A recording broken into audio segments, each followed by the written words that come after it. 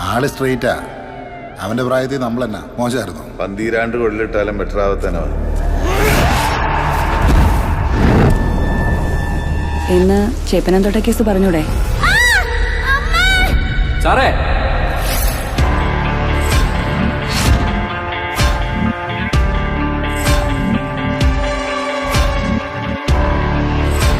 എത്ര നാളായി സർവീസില്? Sir almost 1.5 വർഷം. അതിനിടയ്ക്ക് എത്ര ട്രാൻസ്ഫർ?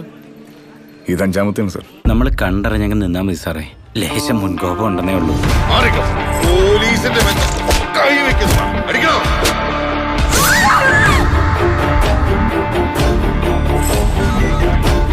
കൊലപാതകശ്രമം ആട്ടോ സാറേ.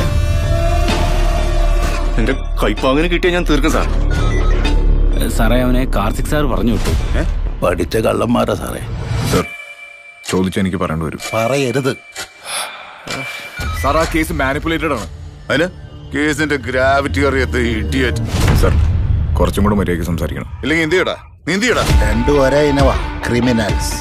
പറ്റിപ്പോയതാ സാറേ, എനിക്കൊരു ജീവിതമില്ല സാർ. പോലീസിന് ഇനി ഒരു സ്റ്റെപ്പ് മുന്നോട്ട് പോകണമെങ്കിൽ ഇവിടുന്ന് ബ്ലഡ് ചെയിനോ ഫിംഗർ പ്രിന്റോ എന്തെങ്കിലും ഒന്ന് കിട്ടണം. ഫോറൻസിക്കാർ കൈമലർത്തിയില്ല. അഭ്യൂഹങ്ങളല്ലോ ജോഷി, എന്തിനും കൃത്യമായൊരു തീർപ്പുണ്ട്. പോലീസ് ആഭ്യന്തര വകുപ്പിന്റെ കീഴില. അതിലിനി ക്രിമിനൽസ് വേണ്ട.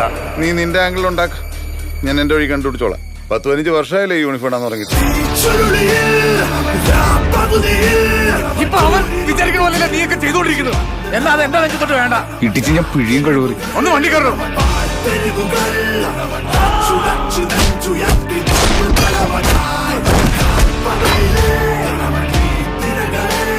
ഞാനാണ് ഈ സ്റ്റേഷനിൽ SHO. ഇപ്പൊ ഇവിടത്തെ SHO ഞാൻ. ഞങ്ങൾ ഇരട്ടപറ്റാന്ന് തോന്നുന്നു.